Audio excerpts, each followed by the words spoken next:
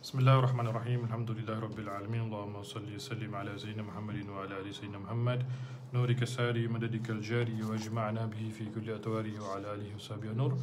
Allahumma la sahla illa ma ja'altahu sahla wa anta taj'alu sa'bal hazana idha syi'ta rabbi sahla. Qala rabbi shrah li sadri wa yassir li amri wahlul 'uqdatam min lisani yafqahu qawli, amma ba'd. Assalamualaikum warahmatullahi wabarakatuh. Alhamdulillahirabbil alamin. Syukur kita pada Allah Subhanahu wa taala, dan marilah sama-sama kita memperbaharui kesyukuran kita pada Allah Subhanahu wa taala kerana pada pagi yang berbahagia ini kita dapat lagi menyambung pengajian kita, discussion kita berkaitan dengan sebuah mahakarya Al-Imam Ghazali. Kitabnya yang berjudul Kitab Bidayatul Hidayah. Alhamdulillah, pada pagi ini, pagi Syawal yang ke-30, kita dapat buat satu perbincangan dalam satu majlis ilmu di akhir Syawal kita. Jadi suara saya jelas tak, tuan-tuan dan ibu sekalian? Ahlan wa sahlan Umi Safia, ahlan wa sahlan Umi Suryati, Umi Mazna, Kak Shirin, ahlan wa sahlan. Waalaikumsalam warahmatullahi wabarakatuh. Baik, siapa yang memegang buku Kitab Bidayatul Hidayah ini, bolehlah buka muka surat 60. Kitab Bidayatul Hidayah ini bolehlah buka muka surat 60. InsyaAllah pada pagi ini kita akan bincangkan sebuah tajuk berkenaan dengan adab-adab mempersiapkan diri untuk sembahyang. Adab-adab mempersiapkan diri untuk solat, untuk sembahyang. Kata Nabi SAW, awwalu ma yuhasabu alaihi al-abdu yawmal qiyamati as-salah. Awwalu ma yuhasabu alaihi al-abdu fi yawmil qiyamati as-salah. Kata Nabi, perkara pertama yang akan dihisab ke atas seseorang hamba itu di hari kiamat nanti adalah solatnya. Subhanallah. Macam mana kita nak solat ni, ibu-ibu sekalian? Bertahun kita solat, berzaman kita mendirikan solat. Jadi persiapan kita ni betul ke tidak sebenarnya? Adakah persiapan kita ni mengikut apa kehendak Allah Subhanahu Wa Taala, mengikut spek Allah Subhanahu Wa Taala? Mari kita lihat bagaimana Imam Ghazali meletakkan bahawa persiapan diri untuk solat. Kata Imam Ghazali, sebaiknya hendaklah engkau bersiap untuk sembahyang zuhur sebelum gelincir matahari. Maka hendaklah engkau tidur qailula, iaitu tidur atau istirahat sebentar sebelum gelincir matahari, jikalau ada bagimu adat sembahyang tahajud atau berjaga malam untuk berbuat kebaikan. Kerana tidur sebentar sebelum gelincir matahari adalah sangat membantu engkau untuk berjaga di waktu malam. Sama halnya dengan makan sahur yang dapat membantu orang yang berpuasa di waktu siang. Tetapi qailulah tanpa ibadah di waktu malam sama halnya dengan makan sahur tanpa puasa. Apabila engkau tidur qailulah, maka hendaklah engkau bangun sebelum gelincir matahari. Kemudian terus engkau berwuduk, pergi ke masjid, solat, mulakan dengan sembahyang sunat tahiyatul masjid, dan engkau menantikan azan zuhur. Masya Allah. Baik, Imam Ghazali mulakan di sini dengan sembahyang zuhur. Persiapan kita untuk solat berkaitan dengan waktu yang Imam Ghazali meletakkan zuhur ini kerana apa? Kerana mengikut pandangan para ulama sirah, solat yang pertama didirikan setelah syariat solat itu adalah solat zuhur. Maka Imam Ghazali meletakkan bahawa persiapan yang pertama untuk kita solat ini, sebagai contohnya solat zuhur ini, dimulakan dengan qailulah. Ini saya rasa ramai dah tahu cerita tentang qailulah. Ramai daripada kalangan para ibu-ibu biasanya pergi ke majlis-majlis ilmu, banyak para asatizah kita, ustaz-ustaz kita, syekh-syekh kita, habib-habib kita biasa sentuh bab qailulah. Apa maksud qailulah, tuan-tuan ibu-ibu? Qailulah diambil daripada perkataan qalil. Qalil, sedikit. Qailulah sangat sedikit.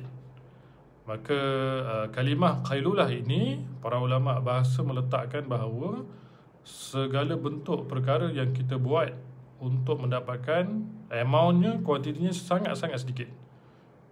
Qailulah. Dan biasanya bahasa ini digunakan untuk tidur. Orang putih panggil power nap, kan? Power nap.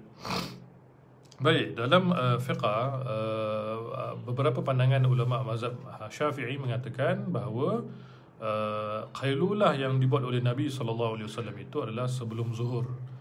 Ada yang mengatakan setengah jam sebelum zuhur, ada yang mengatakan 1 jam atau 40 minit sebelum zuhur. Maka waktu ini adalah sangat baik untuk kita tidur seketika. Bagi para ibu, bagi para bapa-bapa, semua sekali, orang-orang muda, orang-orang dewasa, warga-warga emas, semuanya digalakkan dalam Islam untuk tidur seketika. Kerana apa? Kata Imam Ghazali di sini, untuk mendapat tenaga kalau kita ni suka bangun untuk solat tahajud. Jadi bila kita bangun tahajud, kita memerlukan tenaga. Kita dah kurangkan waktu tidur malam. Jadi nak charge balik adalah dengan waktu tidur. Tetapi hari ini sains membuktikan bahawa orang yang mempunyai kedudukan masa untuk tidur seketika pada siangnya, qailulahnya itu, power napnya, maka dia ada kekuatan akal. Otaknya sangat baik. Jadi kalau kita ni, khususnya bagi para ibu yang suri rumah daripada sebelum subuh dah bangun, nak buat persediaan makanan untuk anak atau cucunya, sarapan, kemudian solat subuh. Khususnya pada waktu lockdown ni, kalau kita tak ada dalam keadaan anak-anak atau cucu ni sekolah, kita masih lagi dalam keadaan masak. Jadi sebelum subuh nak kena panaskan air, kita sembang tahajud, kita sembang subuh. Kadang-kadang waktu sembang subuh tu kita ngantuk, kemudian kita berwirid. Maka digalakkan sebelum zuhur nanti tidur. Ada setengah para masyayikh ni, bila kita tanya jam berapakah yang paling baik untuk kita tidur qailulah, ada yang kata pukul 11 pagi, ada yang kata pukul 11.30 pagi, ada yang kata gangguan sekejap. Baik. Jadi paling baik, waktu untuk terbaik untuk tidur adalah jam 11, 11.30, pukul 12 gitu. Ataupun ada juga pandangan mengatakan kalaulah kita tidak mempunyai waktu, selepas zuhur pun boleh, dalam pukul 1.30 ke, pukul 2 ke. Galakan di sini Imam Ghazali mengatakan tidur sebentar ini adalah tidur yang sangat-sangat sedikit. Barangkali tidurnya itu setengah jam, atau 40 minit, atau 1 jam gitu.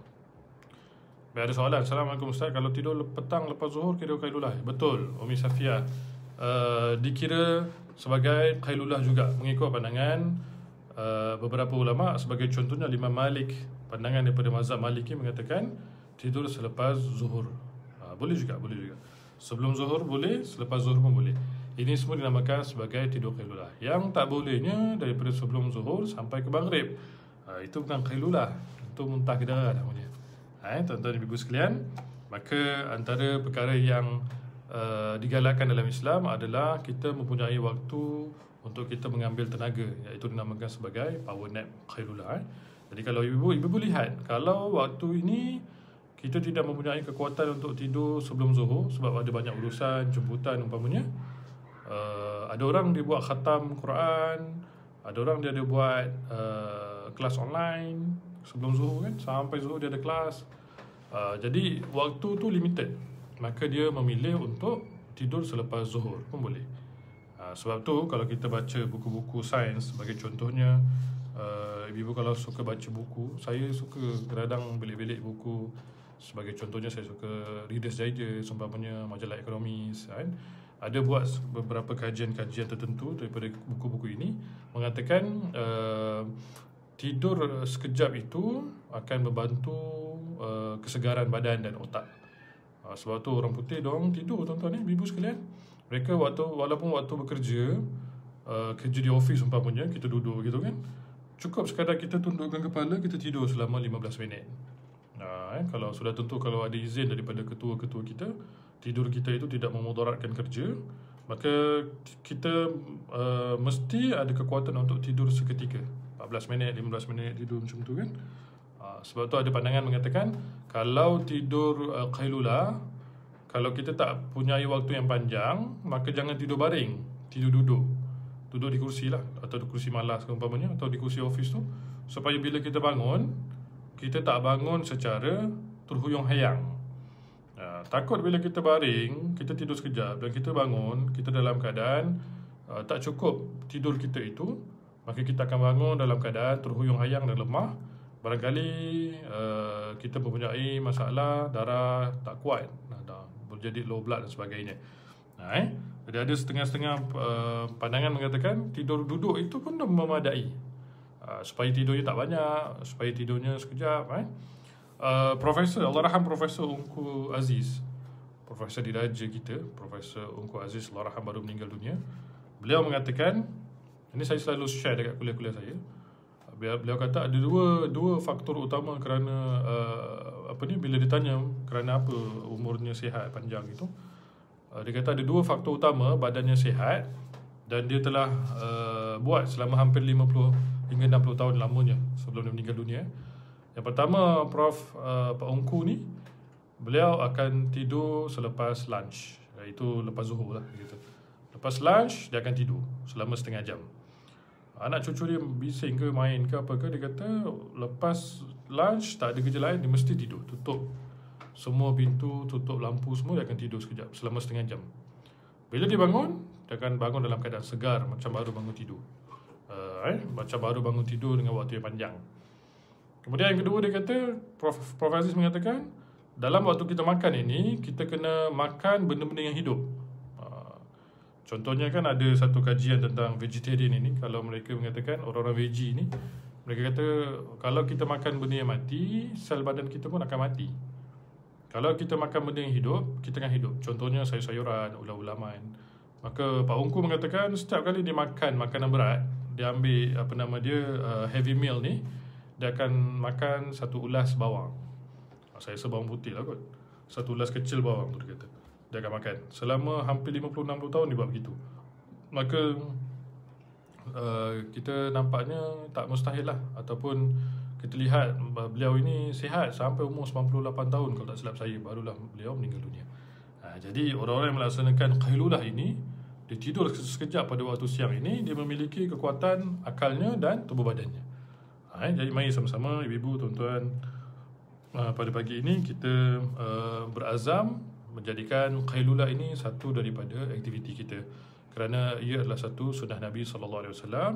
Nabi memiliki satu waktu untuk qailulah, tidur sekejap, dan tidur ini akan membantu kita untuk bangun pada ketika kita untuk solat tahajud. Tuan-tuan ibu-ibu sekalian, kalau kita buat banyak pembacaan, reading kita akan nampak di negara-negara yang maju ini, mereka telah lama melaksanakan qailulah.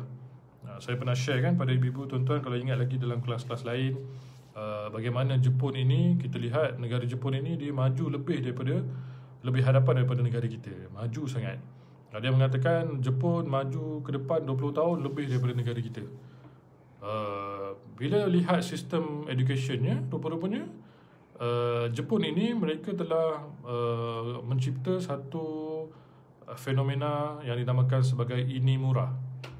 Inemura, I-N-E-M-U-R-A, Inemura.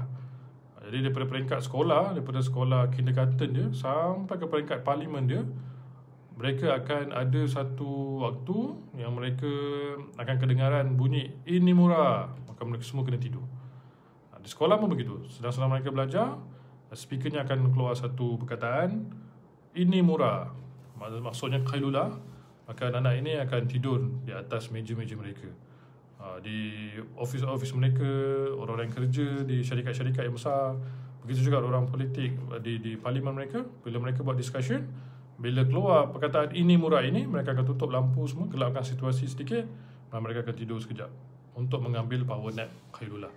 Jadi kita lihat mereka ini telah ke depan maju lebih daripada negara kita, kerana mereka sebenarnya telah mengambil satu daripada sunnah Nabi SAW. Besar benda ni, tuan-tuan ibu-ibu sekalian. Nampak macam kecil, nampak macam tak ada apa-apa manfaatnya, tetapi sebenarnya manfaatnya besar sekali. Jadi kalau kita ada kekuatan, mari jadi orang-orang yang kita memiliki kekuatan untuk qailulah. Lepas Ramadan ini kita dah renew iman kita, insya-Allah.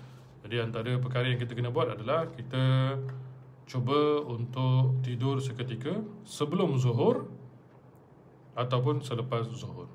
Sebelum zuhur kita dapat setengah jam atau 1 jam, ataupun selepas zuhur setengah jam atau 40 minit atau 1 jam. InsyaAllah itu adalah satu kekuatan untuk kita bangun pada malam hari untuk solat tahajud. Baik, kemudian Al-Imam Ghazali sentuh di sini, khususnya bagi orang lelaki, sebelum gelincir matahari itu kita kena bangun daripada Qailula dan bersiap sedia untuk pergi ke masjid. Dan setelah sampai di masjid, kita kena laksanakan solat sunat tahiyatul masjid.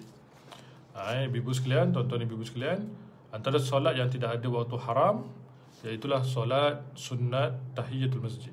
Bila-bila masa, lepas asar ke, lepas subuh ke, kalau kita masuk mana-mana masjid yang ada solat didirikan dengan solat Jumaat dan masjid itu masjid waqaf, dan ada pandangan mengatakan masjid yang tak ada solat Jumaat pun kalau didirikan dengan wakaf untuk masjid, maka kita boleh solat tahiyatul masjid 2 rakaat.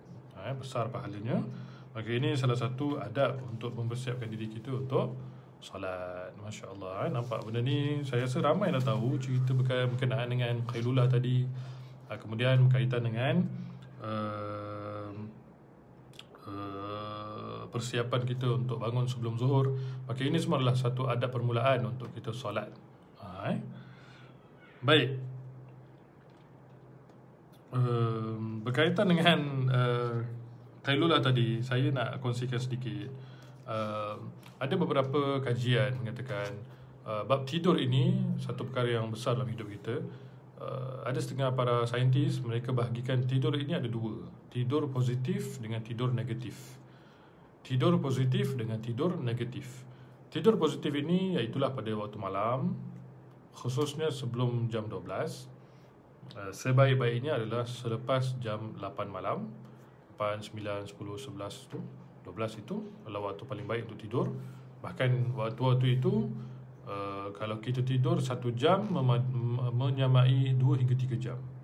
Sebab tu ada hadis Nabi SAW mengatakan, kalau tidak ada urusan selepas Isyak, maka badiru ala naum, segerakan tidur tanpa berkata-kata. Sebab tu dalam Islam, lepas Isyak kalau tak ada urusan, kalau tak ada undangan, kita dalam keadaan berhibur, berbual sampai ke lewat malam itu, boleh jatuh hukum makruh sebenarnya. Kerana apa? Kerana waktu itu waktu untuk tidur. Itu namanya waktu paling positif untuk tidur. Itu Nabi sarankan lepas Isyak kalau tak ada urusan kena tidur. Sebab adanya orang Islam itu, mereka akan bangun pada pertengahan malam. Maka tidur positif ini adalah tidur selepas jam 8 malam. Sebab tu kalau dah dalam bab makanan ini, saya rasa kita punya dinner itu waktu yang paling sesuai adalah pukul 6 petang. Dinner ataupun pukul lepas maghrib. Macam waktu kita buka puasa tu kan. Adapun dinner kita lanjutkan hingga 9.30 malam, 10 malam, maka itu akan memberi mudarat pada badan kita. Sebab itu waktu tidur sebenarnya, waktu perut patutnya dah shut down. Jadi ini kalau kita nak perbetulkan balik jadual kita ini, antara benda yang kita kena kaitkan yang tadi, pertama Qailula, yang kedua tidur positif, yang ketiga adalah sistem pemakanan kita. Apa kita makan. Ada seorang doktor mengatakan waktu paling baik untuk sarapan adalah jam 4 hingga 9 pagi. 4 pagi tu dah start untuk waktu kita sarapan. Maksudnya pre-dawn meal tu kan, untuk sahur tu, itu adalah waktu paling baik untuk kita makan.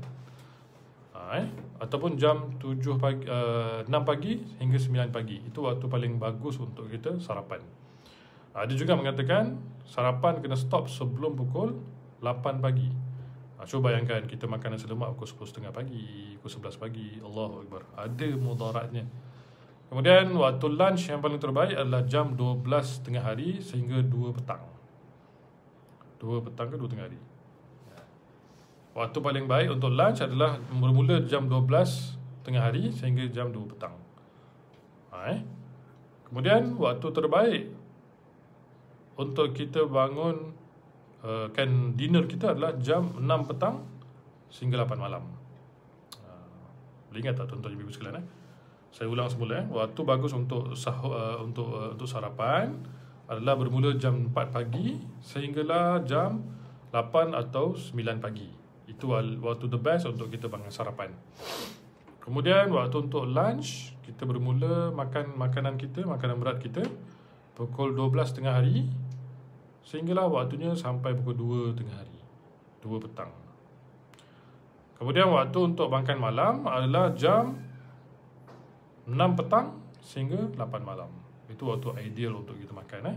Jadi kalau kita dapat undangan itu, mungkin ada keuzuran kita dapat undangan majlis maulid, tahlilan, maka makan malam itu akan dilambatkan sedikit. Itu kadang-kadang tu tak apalah kot, kita ada keuzuran. Adapun jadi rutin bagi kita adalah untuk kita jadualkan semula waktu makan kita, supaya kita dapat jadualkan semula waktu tidur kita. Sebab kita tahu banyak para akademik medical mengatakan 3 jam sebelum tidur malam itu perut kita dah tidur dulu. Kan? 3 jam sebelum kita tidur malam itu perut kita sudah tidur dulu. Jadi kalau ada begini rutinnya, insya-Allah kita dapat tidur yang baik dan kita dapat laksanakan qailulah yang baik, maka ini membawa kepada persediaan solat yang baik. Persediaan solat yang baik. Jadi saya sambung semula, tidur ada dua, satu tidur positif. Tidur positif ni para pengkaji saintis mengatakan iaitu tidur malam bermula 8 hingga 12 malam itu. Sebab tu kadang-kadang kalau kita tertidur awal, sebagai contohnya kita tertidur lepas isyak, barangkali pukul 11-12 kita bangun, kita dah fresh dah. Sebab kita dah cukup tidur itu, kita dah dapat kecukupan. Kan? Ada setengah kata kena tidur jam sebelum 10, bangun sebelum pukul 3 pagi. Itu waktu dah cukup untuk tidur. Memang logik, sebab tidur lepas isyak itu macam saya katakan 1 jam menyamai 2 hingga 3 jam. Ini semua dalam lingkungan tidur yang positif. Begitu juga tidur positif ni dikatakan antaranya adalah tidur selepas kita makan tengah hari. Kita makan tengah hari, lepas zuhur umpamanya, ataupun sebelum zuhur kita mengambil waktu untuk sedikit tidur. Sedikit tidur, bukan banyak tidur. Kemudian begitu, itu dalam lingkungan tidur yang positif. Adapun tidur negatif adalah tidur yang pertama selepas solat subuh. Itu tidur negatif. Bahkan banyak pengkaji mengatakan tidur selepas subuh itu membawa kepada kemudaratan akal. Tidur selepas subuh memang tak digalakkan. Bahkan dalam Islam mengatakan orang yang tidur lepas subuh itu merangkap rezekinya. Memerangkap rezekinya. Allahu Akbar, tuan-tuan ibu sekalian. Dan tidur yang negatif itu adalah tidur selepas asar. Tidur selepas asar. Kalaulah ada hari-hari kita terlalu penat, uzur sakit umpamanya, itu dimaafkan. Tapi kalau dah menjadi rutin, kita suka tidur selepas asar, itu kita akan mendapat mental impairment, penyakit nyanyuk otak. Sebab Nabi SAW mengatakan man nama ba'dal asri walam yastayqidha illa falyalumuna illa nafsahu. Orang yang tidur selepas asar, dia tidak akan bangun kecuali dia akan menghina-hina dirinya kerana kerosakan akal dan kelalaiannya yang dibuat. Ini hadis Nabi SAW. Jadi kita elakkan tidur yang negatif, kita perbetulkan tidur yang positif, dan kita dirikan juga, asaskan juga tidur yang namanya tidur qailulah. Qailulah, insya-Allah kita akan dapat persiapan solat yang baik. Persiapan solat yang baik. Tuan-tuan ibu sekalian. Baik, sambungan kata Imam Ghazali, dan apabila engkau mendengar panggilan azan zuhur, maka engkau menjawab perkataan muazzin seperti cara yang telah diterangkan. Kemudian hendaklah engkau sembahyang qabliyah zuhur 4 rakaat. 2 kali salam boleh, sekali salam boleh. Allah Rasulullah SAW memanjangkan sembahyang ini dan baginda bersabda, "Hadza waqtun tuftahu fihi abwabus sama', fa uhibbu an yurfa'a li fihi 'amalun salih." Kata Nabi, ini adalah waktu dibukakan pintu-pintu langit, maka aku mahu supaya diangkatkan amalanku yang saleh ini pada ketika ini. Dan 4 rakaat ini hukumnya sunnah muakkadah. Dan disebutkan kelebihannya dalam sebuah hadis, barang siapa yang mengerjakan dalam keadaan itu, membaguskan akal rukuk dan sujudnya, maka akan sembahyang bersama dengannya 70,000 malaikat, dan mereka memintakan ampun baginya sampai datang waktu malam. Subhanallah. Tuan-tuan ibu sekalian, ini maklum biasanya kita akan dengar daripada para ulama kita, antara tuntutan sebelum kita solat fardu zuhur, kita dirikan solat qabliyah zuhur itu sebaik-baiknya adalah 4 rakaat. Biasa kita buat 2 rakaat, tetapi sebaik-baiknya adalah 4 rakaat. Boleh dilaksanakan 2 rakaat 2 rakaat, ataupun dilaksanakan 4 rakaat terus. Kerana ada doa daripada Nabi SAW mengatakan, siapa yang solat sebelum zuhur 4 rakaat akan dapat rahmat Allah Subhanahu Wa Taala. Ini dalam hadis lain mengatakan akan ada 70,000 malaikat yang akan memintakan ampun baginya sampai waktu malam. Tuan-tuan ibu, jadi kita, perkara yang terbaik dalam kehidupan kita sebelum waktu zuhur ini adalah kita dirikan solat sunat qabliyah 4 rakaat. Ini kekuatan kita, tuan-tuan ibu sekalian. Satu perkara berkaitan dengan solat sunat. Ada 2 orang sahabat Nabi SAW pada zaman kegemilangan Islam itu. Nabi memutuskan mereka kena menjaga peperangan, iaitulah Abbad bin Bishr dan Ammar bin Yasir. Kedua-dua sahabat ini diutus oleh Nabi SAW untuk menjaga satu peperangan yang penting dalam Islam. Abbad bin Bishr dan Ammar bin Yasir. Diceritakan dalam ilmu nasab, keturunan Al-Khatib ini yang biasa kita dengar, sebagai contohnya Allahyarham Syekh Umar bin Abdullah Al-Khatib daripada Singapura itu. Beliau ni berketurunan Al-Khatib. Al-Khatib ini dia kembali kepada Abbad bin Bishr, sahabat Nabi SAW. Abbad bin Bishr dan Ammar bin Yasir ini apabila ditugaskan oleh Nabi SAW untuk menjaga sebuah peperangan, pada malam hari mereka bangun, salah seorang daripada mereka ini bangun untuk solat, dan mereka sangat menjaga solat-solat sunat. Sampai satu tahap bila mereka solat ini, mereka dipanah. Kalau tak silap dalam riwayat mengatakan Abbad bin Bishr ini bila dia solat, dia dipanah oleh musuh.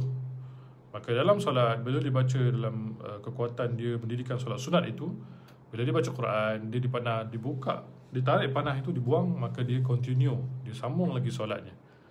Kemudian dipanah lagi, dicabut panahnya, dia solat lagi. Maka setelah selesai solat, di dalam keadaan lemah, berlumuran darah, dipanggillah sahabatnya tadi. Dipanggil Ammar bin Yasir, mengatakan, tolonglah jaga peperangan ini, aku dah lemah ni. Maka Ammar bin Yasir bila melihat badannya, tubuh badannya penuh dengan darah, berlumuran darah kerana dia dipanah, maka dia tanya, kenapa apabila dipanah kali pertama tu kau tak panggil aku? Kenapa tak solat? Tak putuskan solat? Maka Abbad bin Bishr mengatakan, aku tidak mahu memutuskan solat sunat kerana Allah Subhanahu Wa Taala. Dan ada sebahagian riwayat mengatakan, aku sedang menikmati pembacaan suratul Kahfi dalam solat sunatku.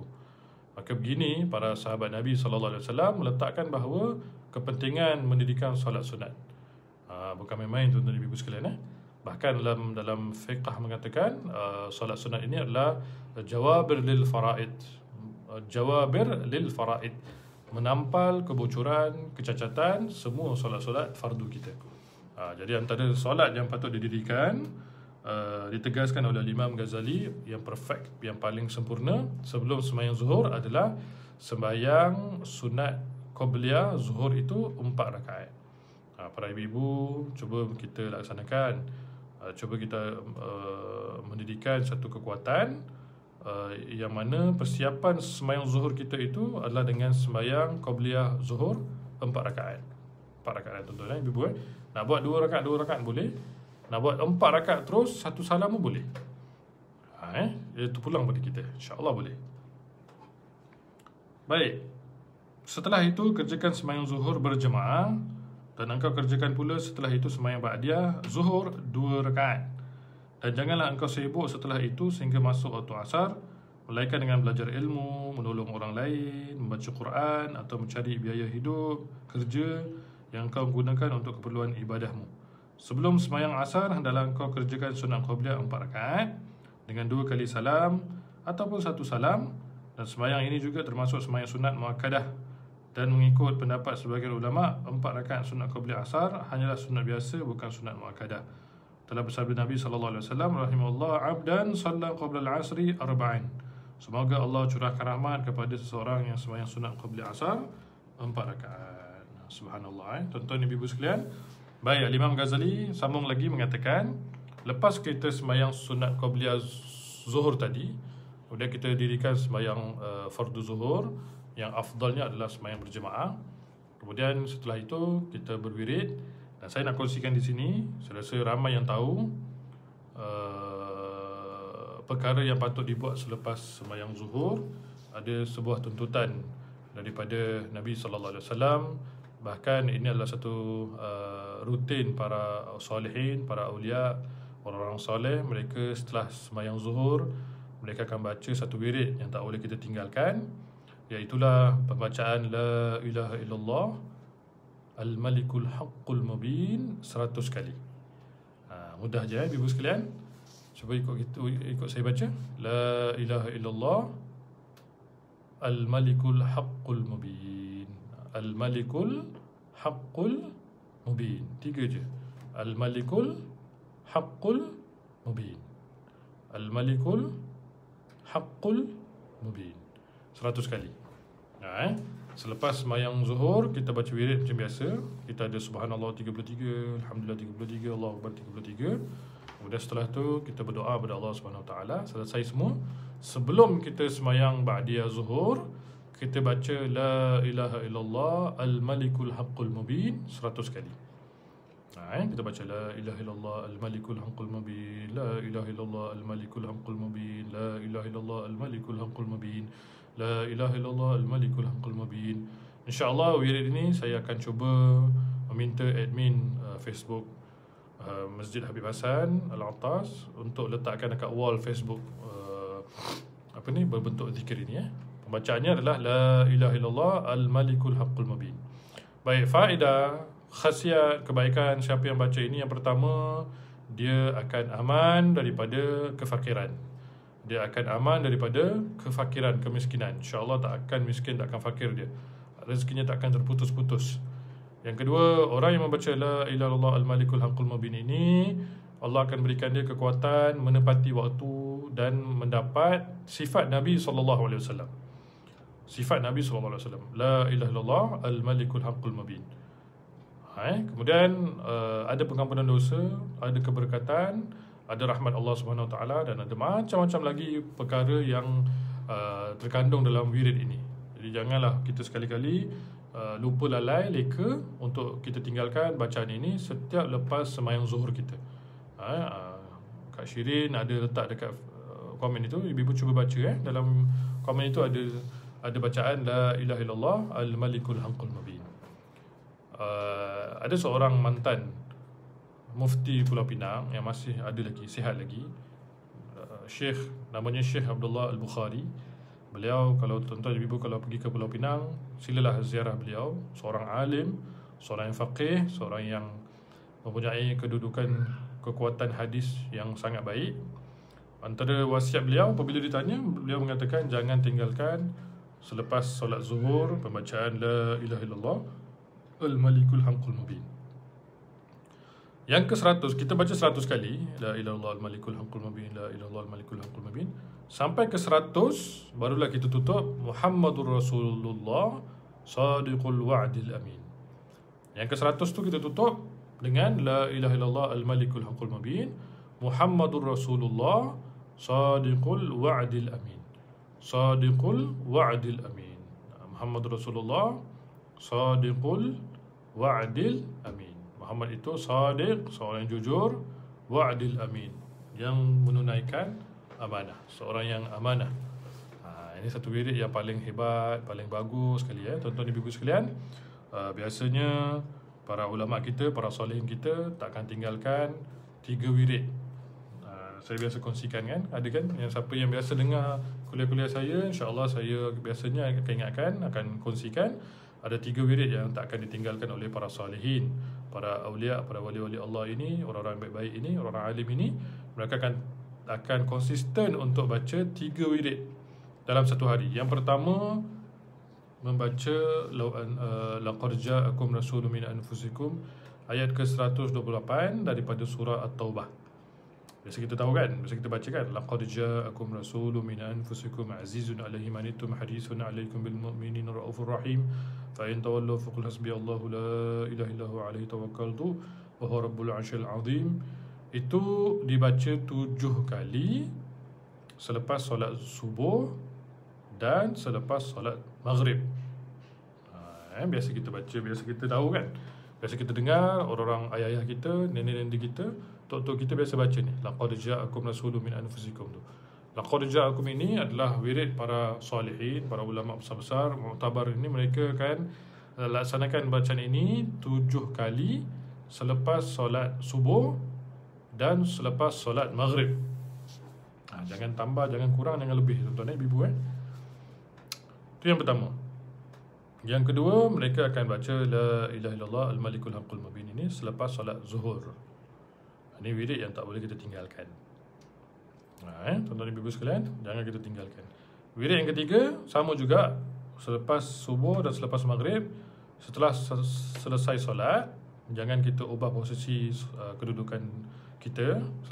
Selepas kita solat, selepas kita salam je, terus kita baca La ilaha illallah wahdahu la syarikalah lahul mulku wa lahul hamdu yuhyi wa yumiitu wa huwa ala kulli syai'in qadir. Kan tahu kan 10 kali. La ilaha illallah wahdahu la syarikalah lahul mulku wa lahul hamdu yuhyi wa yumiitu wa huwa ala kulli syai'in qadir. Itu dibaca 10 kali selepas subuh dan selepas maghrib. Selepas sahaja salam, tanpa ubah posisi duduk kita, terus kita baca. Maka Allah akan angkat 10 keburukan, 10 musibah, 10 bala, 10 gandaan dosa yang telah kita buat. Allah berikan kepada kita 10 kebaikan, 10 gandaan kebajikan, semua kebaikan, banyak fadail yang kita dapat daripada bacaan ini. Jadi kalau kita boleh konsistenkan, salah satunya adalah selepas solat zuhur kita baca La ilaha illallah al-malikul haqqul mubin 100 kali. Yang ke-100 kita tutup dengan Muhammadur Rasulullah Sadiqul Wa'dil Amin. InsyaAllah ibu-ibu, tuan-tuan, kita kongsikan pada suami kita, anak-anak kita, cucu kita, dan akan nampak banyak perubahan. Adanya rahmat Allah, adanya sifat Nabi SAW, adanya kebaikan, adanya rezeki yang melimpah-limpah, ada yang masalahnya akan selesai, dan ada banyak kebaikan yang akan diberikan oleh Allah Subhanahu Wa Taala. Baik. Kemudian Al-Imam Ghazali meletakkan di sini, lepas sembahyang zuhur, lepas kita dah solat zuhur, antara perkara yang kita boleh buat, iaitulah sebagai contohnya kita yang kerja macam biasa, mencari redha Allah Taala dengan berniatkan ibadah, ataupun orang yang duduk di rumah, sebagai contohnya kita yang tengah lockdown ni boleh terus dengan dalam keadaan belajar ilmu atau tadabbur Al-Quran, atau kita silaturahim. Dan ada perkara-perkara yang kita buat semua ni adalah membawa kepada manfaat yang besar untuk akhirat kita. Jauhkan diri kita daripada kelalaian, hiburan. Tuan-tuan ibu sekalian, kita sedih lihat pada dalam keadaan diuji oleh Allah Ta'ala sebuah cabaran, kita dapat pandemik ini, masih lagi ada orang yang meletakkan dirinya kepada hiburan yang besar, yang hebat, yang boleh dikatakan sebagai melampau jugalah, kan? Dalam keadaan terhibur, rancangan-rancangan ini membawa kepada kelalaian, menyanyi umpamanya dan sebagainya. Jadi kita kena elakkan perkara ini daripada kita letakkan diri kita dan ahli keluarga kita. Sebab itulah Allah Subhanahu Wa Taala sangat redha pada Nabi Ibrahim alaihissalam, kerana antara salah satu doa Nabi Ibrahim ini, kalau kita lihat dalam surah Ibrahim ayat ke-40, Nabi Ibrahim akan sentiasa doa, Rabbi ja'alni muqimas salah wa min dhurriyyati rabbana wa taqabbal du'a. Rabbi ja'alni muqimas salah, ya Allah jadikan aku daripada golongan yang mendirikan salat, wa min dhurriyyati, dan keturunanku. Ini doa yang hebat, dan keturunanku. Rabbana wa taqabbal du'a, ya Allah, ya Tuhan kami, terimalah seruan doa kami. Tuan-tuan ibu-ibu sekalian, baik, solat ba'diyah lepas zuhur 2 rakaat atau 4 rakaat, afdalnya kita buat 2 rakaat sahaja. Buat 2 rakaat sahaja, tuan-tuan ibu-ibu sekalian. Baik, salah satu doa yang dibuat oleh Nabi Ibrahim AS adalah untuk meminta Allah Ta'ala agar dijadikan dia dan keturunannya daripada ahli-ahli solat. Jadi tuan-tuan ibu, kalau kita boleh selitkan dalam doa kita, setiap hari kita doa selepas solat, dan juga waktu tahajud kita adalah doa Nabi Ibrahim dalam surah Ibrahim ayat ke-40, kita baca Rabbi ja'alni muqimas salat wa min dhurriyyati rabbana wa taqabbal du'a. Bacalah sekali atau 3 kali, insya-Allah Allah akan jadikan kita ni dan ahli keluarga kita ni daripada kalangan yang mendirikan solat. Ada satu hamba Allah beritahu saya, dia kata dia dapati anak lelakinya ni, ada 2 orang anak lelaki dia yang tak suka dengan solat. dah bagi nasihat, dah bagi hadiah, dah bagi macam-macam nasihat umpamanya, pun tak jalan juga. Anaknya perempuan semua solat, anaknya lelaki dah belasan tahun tak nak solat. Maka apabila ditanya dengan seorang tuan guru kata, lepas solat fardu baca doa Nabi Ibrahim, Rabbi ij'alni muqimas salat wa min dhurriyyati rabbana wa taqabbal doa. Maka hamba Allah ini bila dibuat tak sampai 2 minggu 3 minggu, dia kelihatan anak-anaknya yang tak solat tadi dah mula mengambil sejadah setelah masuk waktu terus solat, seolah-olah ada yang suruh untuk disolat. Jadi kekuatan doa kita berwirid selepas solat fardu ini, salah satunya meminta Allah Ta'ala jadikan kita dan keturunan kita daripada kalangan ahli solat. Maka insya-Allah pada waktu-waktu yang ditetapkan Allah, sebagai contohnya waktu lepas zuhur ini, kita akan selamatlah daripada perkara-perkara yang Allah tidak suka, perkara-perkara Allah tak kenal. Lepas zuhur, kata Imam Ghazali, aktiviti kita berupa baca Al-Quran atau tadabbur Al-Quran, atau orang yang bekerja dengan niat ibadah, mencari rezeki, biaya keluarganya, atau dalam keadaan dia mendapat banyak kebaikan akhiratnya. Ada orang duduk depan TV daripada subuh sampai ke malam. Yang pelik tu, ada orang suka tengok movie-movie, suka tengok rancangan-rancangan, tapi dia tak perasan waktunya sia-sia begitu saja. Jadi marilah sama-sama tuan-tuan dan ibu sekalian, selepas zuhur, kata Imam Ghazali, sampai asar, in between waktu itu kita jaga dengan baik. Jaga dengan baik. Kalau mungkin bagi ibu-ibu suri rumah khususnya, tidak banyak buat kerja-kerja rumah, contohnya dia dah masak, basuh baju umpamanya, maka bolehlah lepas zuhur itu setelah disolat, diwirid, dia tidur seketika. Mungkin dia tak sempat tidur sebelum zuhur, maka dia bolehlah tidur selepas zuhur. Tidurlah sampai 1 jam setengah berehatkan diri, atau dia mungkin tidur 1 jam sebelum asar umpamanya pun tidak ada masalah. Waktu sebelum azan asar itu bolehlah dibangkit daripada tidurnya. Tidur lepas zuhur itu lebih baik daripada membuat hiburan yang tidak baik. Tidur itu pun kalau kita niat ibadah, insya-Allah boleh dapat ibadah. Baik, kemudian sedikit lagi masa tuan-tuan ibu sekalian, kita nak sentuh bab persiapan solat. Baik, kemudian Imam Ghazali mengatakan bahawa masa waktu nak masuk asar itu, maka afdallah kita dirikan solat qabliyah asar 4 rakaat. Qabliyah asar 4 rakaat. Boleh buat 2-2 ataupun 4 rakaat terus 1 salam. Ada yang mengatakan, Ustaz, boleh tak saya sembahyang sunat-sunat ni, qabliyah ba'diyah ni, saya ni ada malas sikit lah Ustaz sebab banyak urusan. Jadi boleh tak saya sembahyang sunat ni, saya nak ringkas je, baca Fatihah je, tak nak baca surah. Doa iftitah pun saya tak nak baca. Kemudian bila saya rokok, saya baca sekali je Subhana Rabbil Azim ya bihamdi. Kemudian selepas waktu saya sujud itu, saya baca sekali je Subhana Rabbil A'la, Subhana Rabbil A'la bihamdi. Begitu sampai last, akhirnya waktu saya tasyahud akhir itu pun saya baca setengah je, sampai Allahumma salli ala Sayyidina Muhammad wa ala ali Sayyidina Muhammad. Kemudian saya salam. Boleh tak? Solat tu sah tak? Saya kata kalau cukup rukunnya, sah lah. Boleh, tak ada masalah. Cuma kita punya nama dia, kata-kata kita adalah orang yang kerja lebih ni upahnya lebih. Orang yang kerja lebih ni upahnya lebih. Kalau kita ringkaskan solat, maka pahala itu pun mungkin barangkali Allah berikan dengan sekadar yang kita solat sahaja. Boleh juga, tak ada masalah. Orang yang baru sahaja memulakan dirinya untuk berjinak-jinak solat-solat sunat, maka bolehlah diringkaskan solat sunatnya supaya dia latih diri dia untuk banyak solat sunat. Kan macam saya katakan, ada orang dia dah dengar ceramah tentang solat duha, dia nak buat banyak. Dia tak perasan yang dirinya sebelum ini tak pernah buat solat sunat duha. Jadi kita katakan buat pelan-pelan dulu. Mungkin boleh buat 2 rakaat dulu, besoknya buat 2 rakaat dulu. Dah seminggu cantik kemasan solatnya, mungkin dia boleh tambah lagi. Selepas itu buat 4 rakaat. Lepas seminggu dah boleh konsisten 4 rakaat, baru buat 6 rakaat. Begitu. Tapi kalau hari pertama je terus kita buat terus sampai ke 8 rakaat, itu takut ada mudarat. Orang yang menaiki tangga ni bila dia melompat, dia akan jatuh.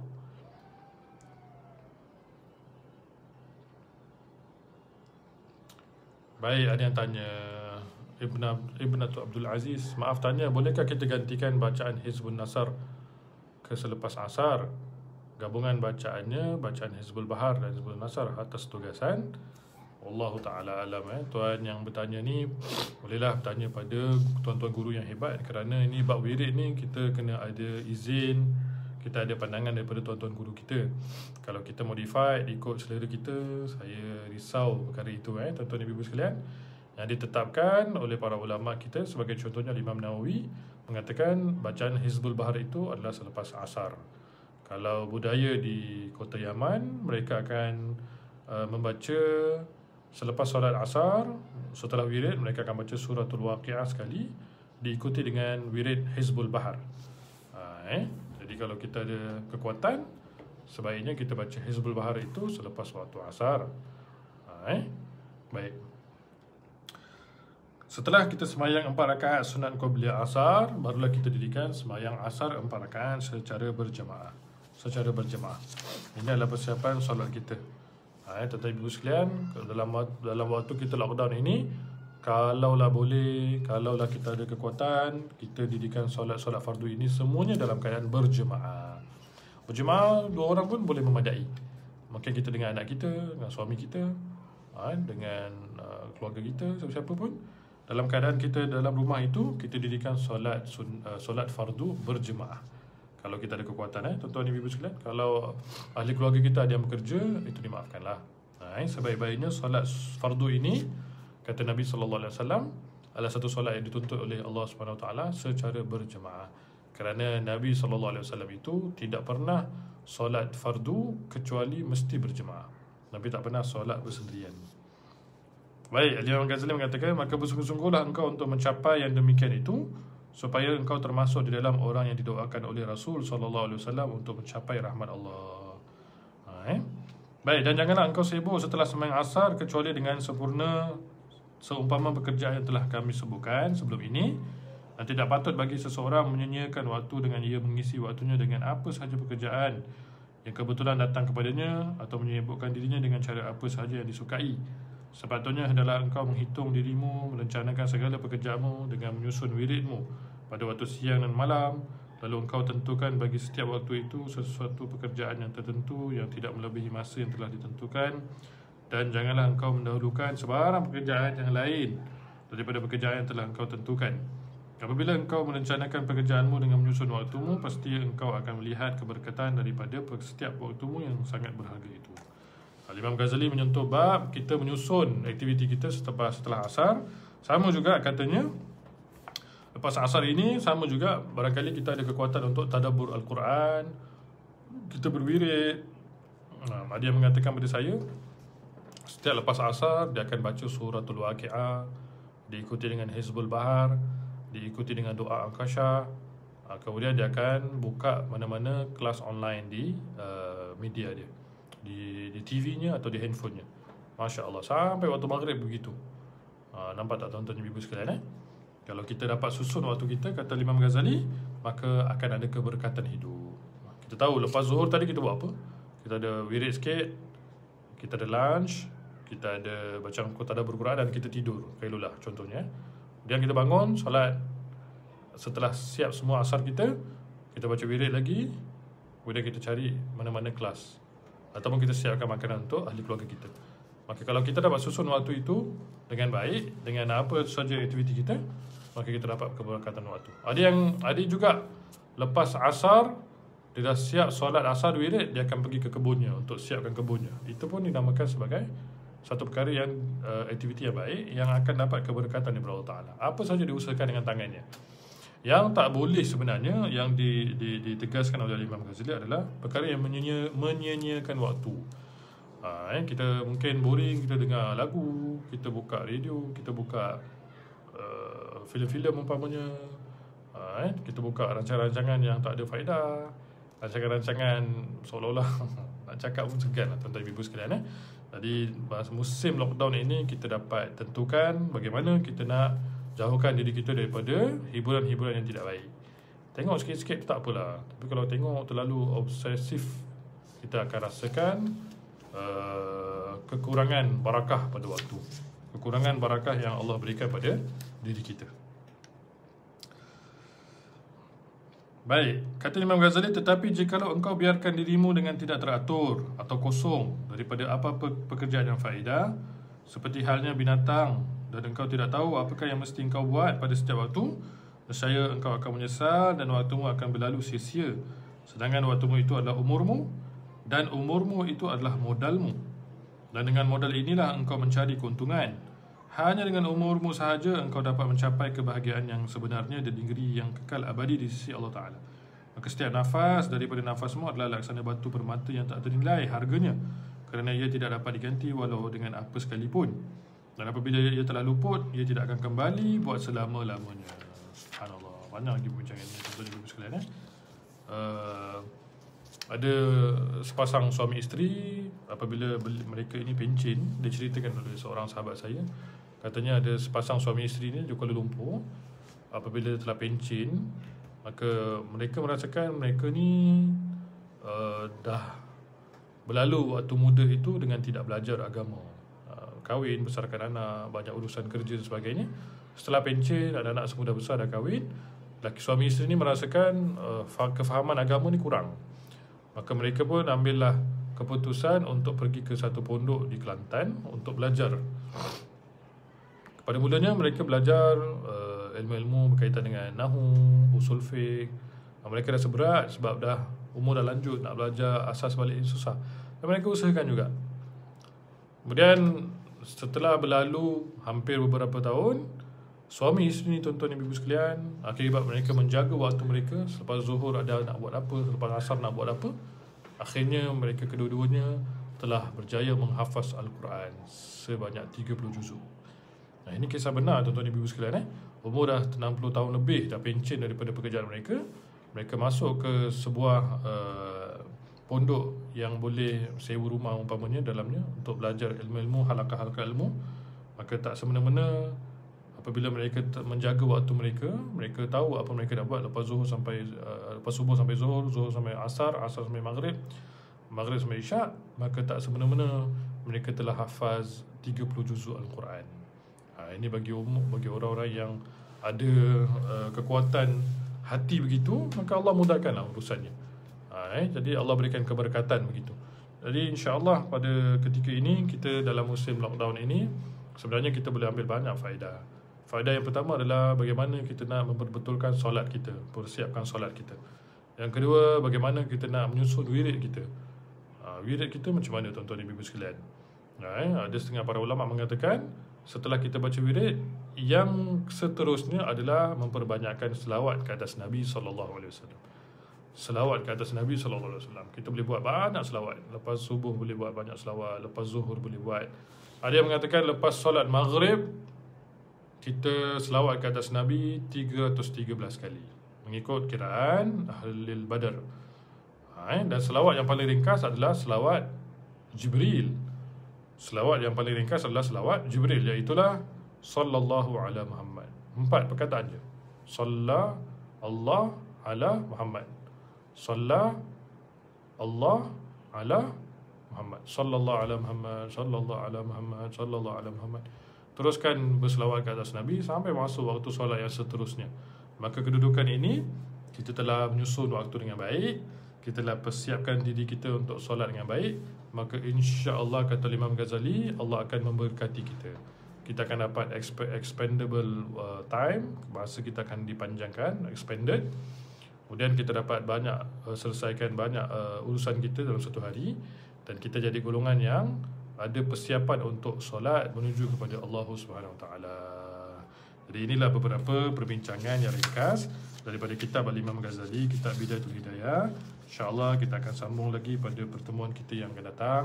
Banyak lagi perkara yang kita nak sebutkan di sini, yang kita tak dapat sebutkan pada waktu ini. Mudah-mudahan tuan-tuan ibu-ibu yang ada pada perbincangan pada pagi ini, kita mengambil pedoman. InsyaAllah kita berazam untuk melaksanakan semua persiapan solat yang telah digariskan oleh Imam Ghazali. Mudah-mudahan kita dapat solat yang baik, kita dapat solat bagaimana yang Allah hendakkan, dan mudah-mudahan Allah terima kita, Allah memberkati kita, dan Allah berikan kita kebaikan. Allahumma inna nas'aluka ziyadatan fid din, barakatan fil umur, wasihatan fil jasad, wasi'atan fil rizq, وتوبة قبل الموت، شهادة عند الموت، مغفرة بعد الموت، وعفوا للحساب، وأمانة من العذاب، نصيبا من الجنة، ورزقنا النظر إلى وجهك الكريم. صلى الله على سيدنا محمد وعلى آله وصحبه وبارك وسلم. سبحان ربك رب العزة عما يصفون، وسلام على المرسلين، والحمد لله رب العالمين. وبارك الله فيكم، والسلام عليكم ورحمة الله وبركاته. جزاك الله خير.